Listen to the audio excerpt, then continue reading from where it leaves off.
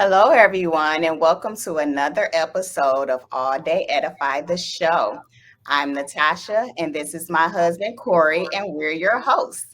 Absolutely. You know what? We're excited to be back with you today. For those of you who are joining us for the first time, we welcome you to AllDay Edify, and we just have an exciting show today. Absolutely, we do. So, today we are continuing in our series dealing with mindset change for men. And although we will be presenting some concepts that apply to both men and women, it's like you always say, babe, some of the things going wrong in our community and in our homes mostly Yeah, begins with men and fathers. And it is an opportunity for men to take responsibility and change the perception and image that people have about men being accountable. absolutely.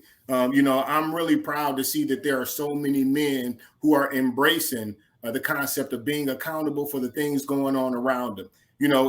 It's an ongoing effort. We embrace the responsibility and the accountability, but it just don't stop. And so because it doesn't stop, it's always important. And I believe that when we see the statistics and the data and everyday perceptions are changing, we'll see that the numbers are rising in the right direction.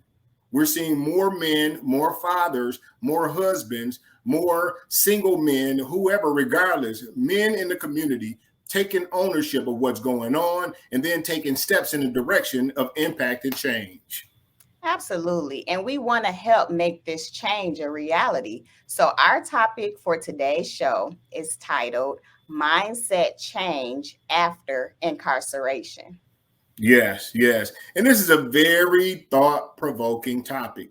In fact, it's dealing with a specific demographic. We're talking about people, males within the community who are incarcerated for whatever reason and are determined to, once they come back into the community, having paid their debt to society, take some corrective steps to do some preventive things to make sure that, number one, they're not going back into those situations and that they're able to be positive contributors to society once they come out. And so based on that, we're talking about some if we look at the data here, we can show it there, babe. We have here where it shows that more than 2.3 million people in the U.S. are in prison. 60% of those people are parents. And then here in the state of Michigan alone, 68% of the people who are incarcerated don't even have a high school diploma. All right. And so what we are doing here today is we want to shed some light on that. And we have a special guest to help us with that.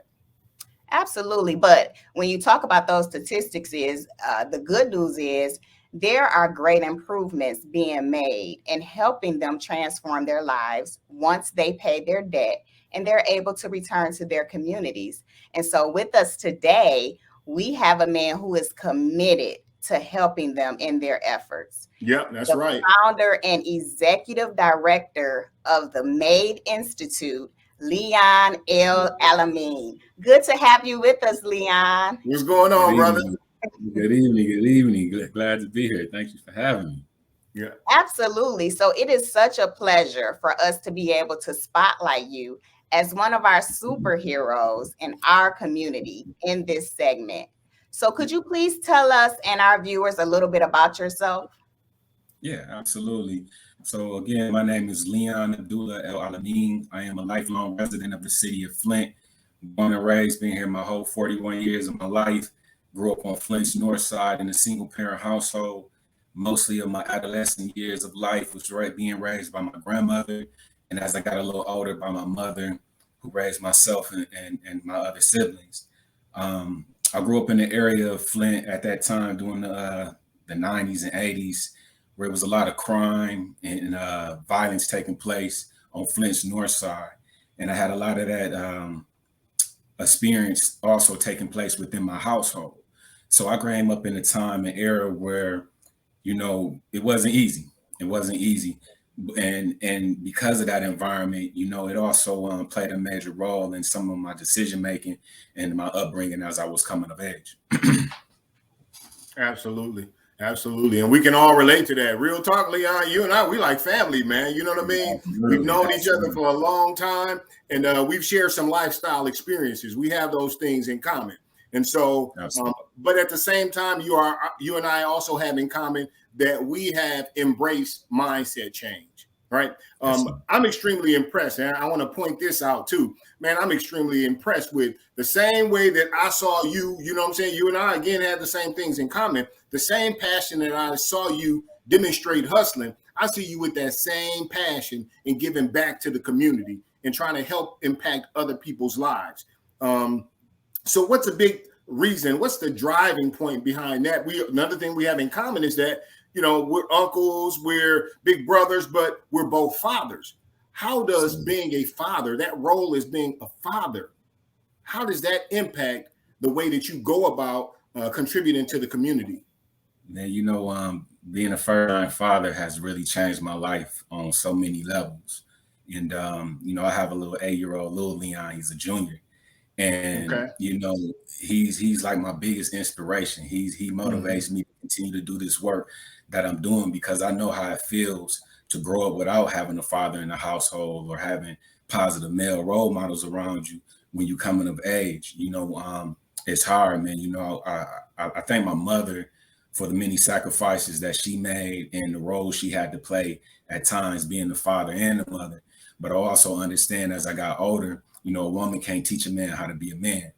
And at the end of the day, it's some life lessons and things that only a man can teach another man how to be, or a young man that's growing of age to be more productive, to be more positive. And so my life experiences, man, is driven by my son's bright future I see him having. You know what I mean? Absolutely. It's a beautiful thing, man. It's a beautiful thing. It keeps me humble. It keeps me just inspired, man. I can't really explain it. He really has changed the way I think and how I move in life, definitely. Gotcha. Wow, that is amazing. And one of the questions that I have too, in conjunction with that, why does providing support to men returning to their communities mean so much to you? That's a real good question. Being a formerly incarcerated man, I understand the many barriers that we face when we're being released from prison and given a second opportunity to come back out into society. I experienced it firsthand when I was released after doing 7 years in the Michigan Department of Corrections, how hard it was to find housing, employment, education, even trying to just get into school and do the right thing, being denied. Even after you served your time, you're given a second sentence. Society has systematically structured individuals like myself and who have felons out of the mainstream and has kept us at bay from being able to be productive citizens and set us up for failure to continue the cycle of recidivism. And so, it's for me that drove me. I recognize that straight out the gate because it's part of my real life experience. But because of my transformation while incarcerated, through gaining knowledge of self, spirituality, exercise, and just also to being motivated by seeing the damage that I caused in my own community because of the lifestyle I once used to live, and seeing the impact that it had when I came home, it was all the motivation I needed to just drive me to really get out here and be first a community activist, and then ultimately build into where I'm at now. Good. I love it, man.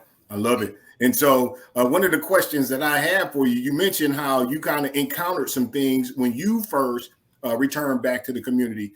What are some of the most challenging things that you faced when you returned back to the community yourself, trying to get your life back on track?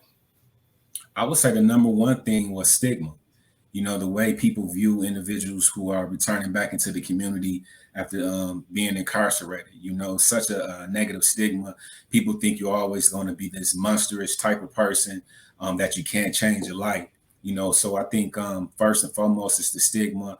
And then, some of the most critical things like basic necessities that allows one to even be able to maintain and survive out here. Like I mentioned earlier, was like the simple things like housing and employment. It's easy to tell a person to come out here and do the right thing. But if there's no resources, if there's no mentorship, and there's things like that, it's easy to fall back into those traps. So those would be some of the things. Gotcha. So what do you think that out of those things that you experienced, what did you target as the biggest thing you wanted to tackle in terms of to help correct some of those ills that you faced? Mind changing my mindset. I couldn't be of any of importance or help to anyone until I began to change my thinking, and that started to take place when I was incarcerated. And, as I always mention this to a lot of folks, when I first went in, being a first time offender and everything, I was put into a high max level security, 22-hour lockdown. So I only had 2 hours out of the day every day to even go outside, exercise, or do whatever. And I was in there with a lot of lifers, people who never coming home.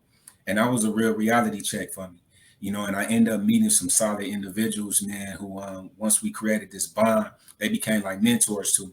And they just seen things in me that I didn't see in myself. And they helped me pull that out, man. And I knew then that I had to change the way I was thinking, because all it takes is one bad decision can cost you your whole life.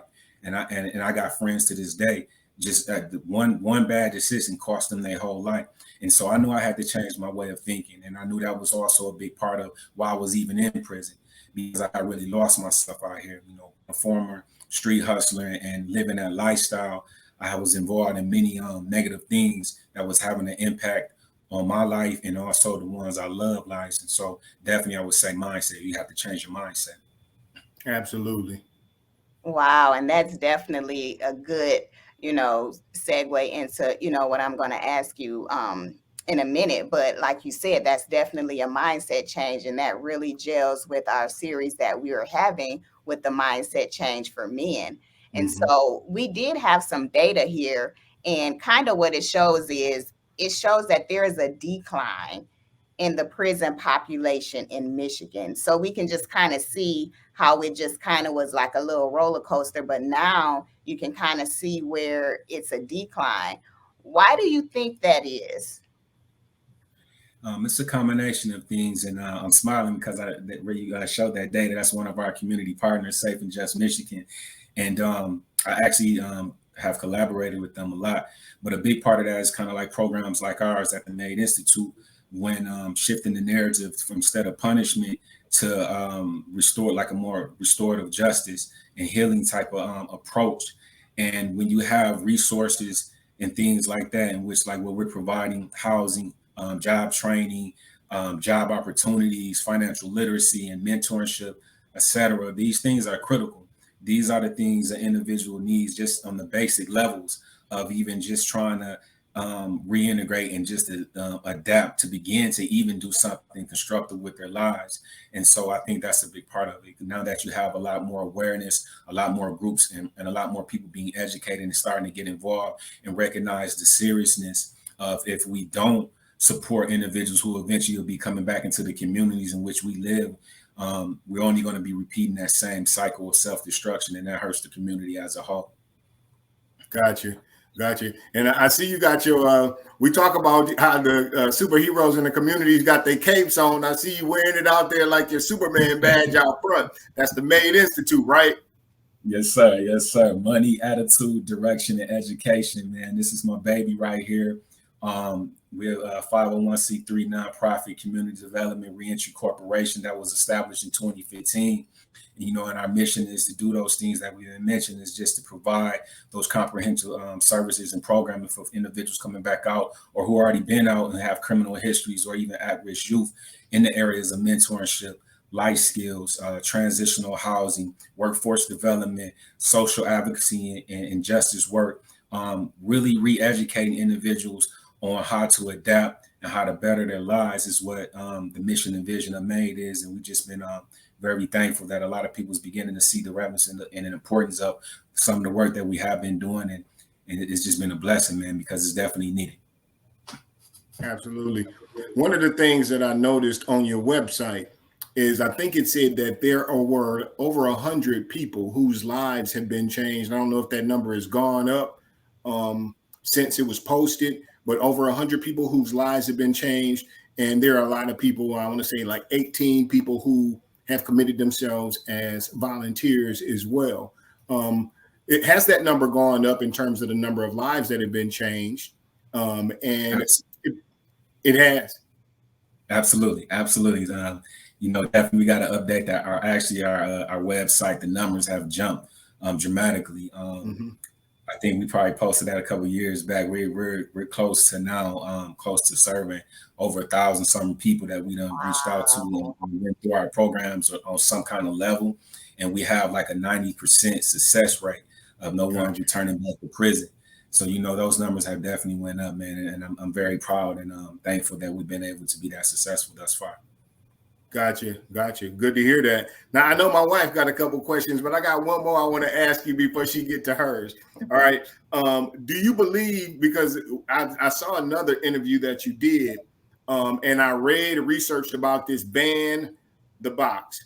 Do you believe that those statistics that we talked about, how the incarceration rate has declined, do you think that the initiatives such as the ban the box, these things have impacted those numbers as well? I know you said that you contributed to that locally, being implemented here in Michigan, which took place in 2018.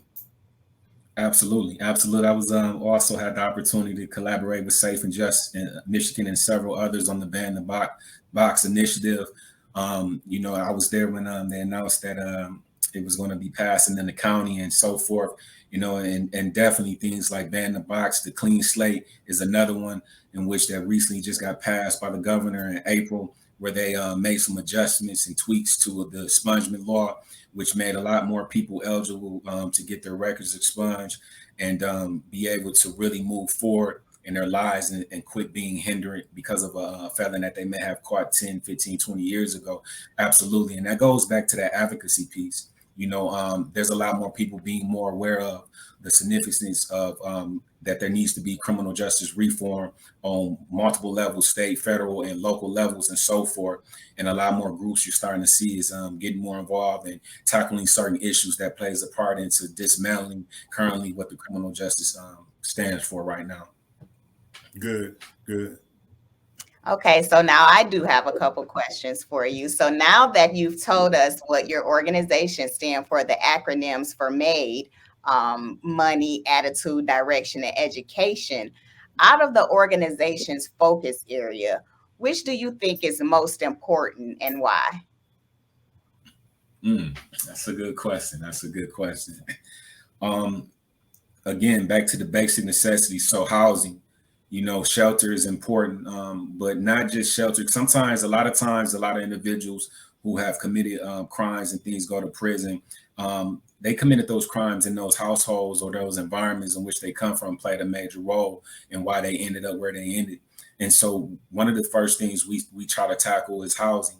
But our transitional housing is a little different. We took homes and rehabilitated them and made them more like college dorms and spaces for learning and safe spaces for really allowing individuals to really focus their minds and begin to reevaluate themselves and if they're serious about changing their lives. So I would say housing would probably be the first and foremost one. And then, because it's kind of hard you can give a lot of knowledge to a person, but if they don't have safe housing, they're out in the cold and really can't provide for themselves, it's kind of hard for them to expect them to keep that knowledge and take it serious and run with it.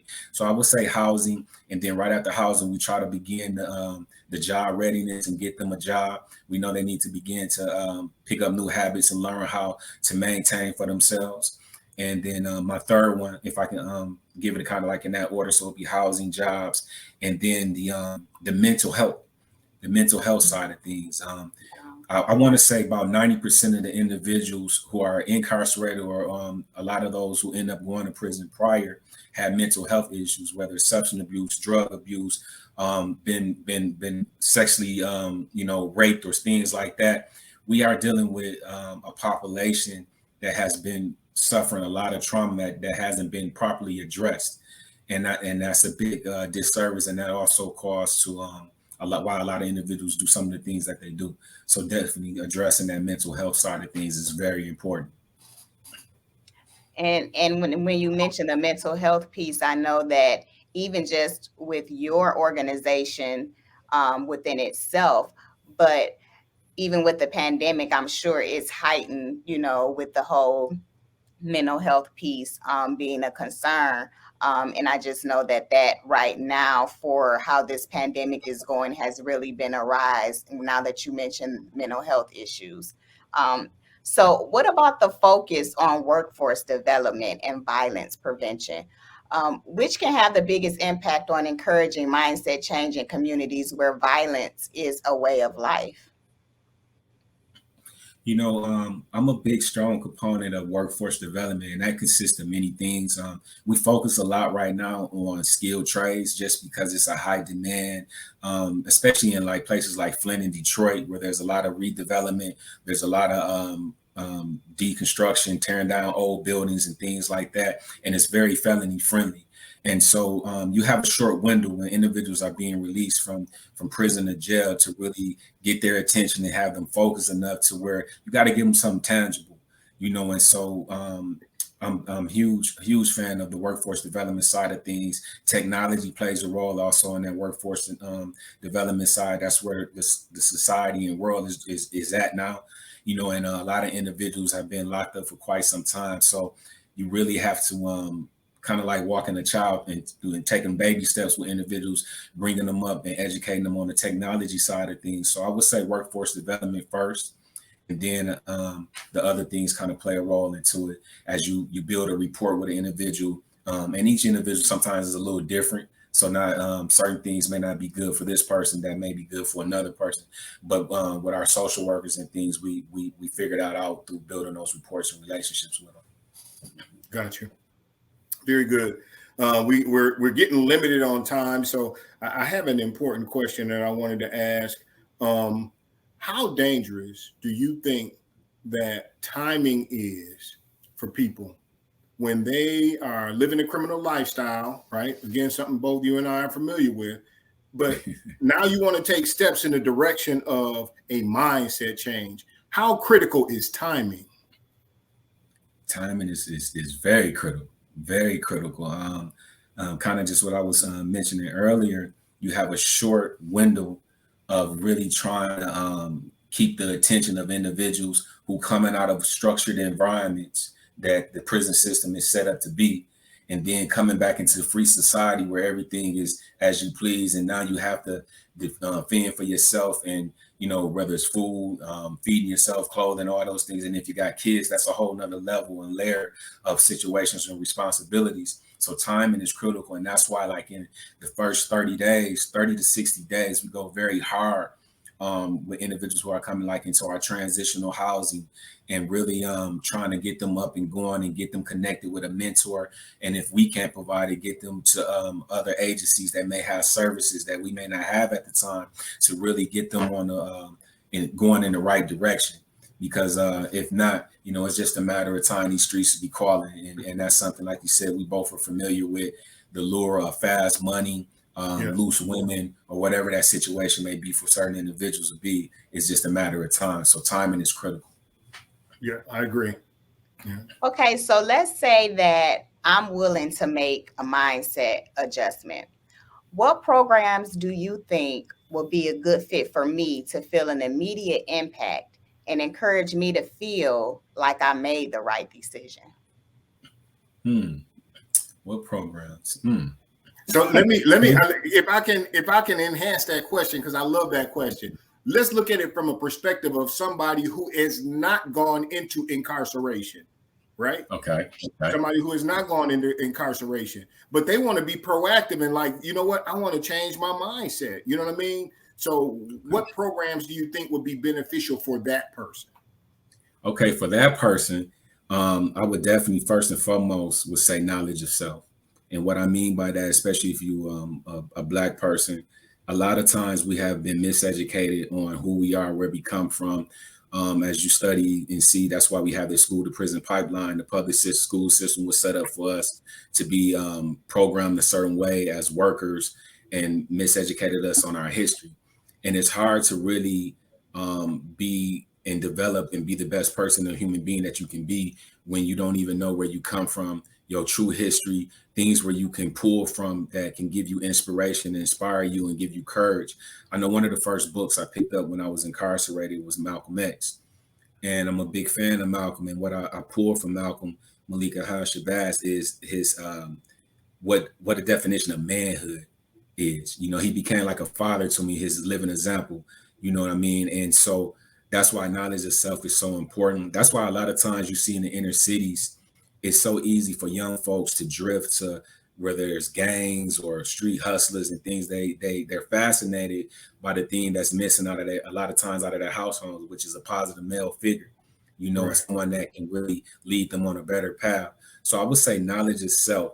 And once a person begins to get knowledge of self and really get a better understanding of who they are, where they come from, and how the world kind of operates, so to say, then I think those other things where you may have aspirations, whether it's workforce development, whether it's schooling, you know, academic, whether you're a person who's trying to get into school and take that route, you know, but definitely you have to know who you are, which gives you a layer of confidence to tackle on whatever you about to try to challenge and have in life in front of you. I like that. I like that. You know, one of the things that we recently, and I think I may have brought it to your attention, that we recently did a mental health event where the mental health specialist, who's a licensed therapist, he said the same thing, because he had a lot of men that he deals with, is that it's so important to understand your background, understand your family structure and what your DNA is, so that you can then begin to understand some of the thought processes that you have, and then you can begin to redirect yourself. So I like that response that you give, because I think that applies across the board. Absolutely. Yeah, I know, babe, that you had something you wanted. Go ahead. Well, no, I was just going to say that this interview has been so good, and then we're just kind of running out on time. I wish we could continue with the interview. However, I just really want to say thank you so much, Leon, for joining us on the show. Could you please, before we let you go, just let our viewers know how they could connect with you regarding your organization and your program? Absolutely. Again, thank you guys for having me. I could be reached at my personal cell there. That's 810-835-8304. My business cell. You can reach us on our website, www.madeinstitute.org. Or if you're in the city of Flint, Monday through Friday from 9 to about 2, there's always someone at the office, 503 Garland Street, Flint, Michigan, 48503. And then we also just created an app, so that you can download the MADE Institute app. Is another ways and means to communicating with us and seeing what we have going on. Absolutely. That's good, man. And so I think that what I'm going to end up doing, man, I'm going to figure out a way to try to get you back on here sometime real soon, man, because there are some other questions that we wanted to get to, but because the interview was going so well and you providing so much good information, man, I want to, we'll figure out a way that in the real near future, man, we want to get you back on here, because as a provider of resources in the community, we always want to introduce people to these opportunities to improve and better their lives. Of course, you know, our goal, our aim at AllDay Edify is we want to uplift, inform, and enlighten you all day, every day. Do you provide human services? Are you an entrepreneur that contributes to society? Do you have access to tools and resources that facilitate growth and development? Come be a guest on our show.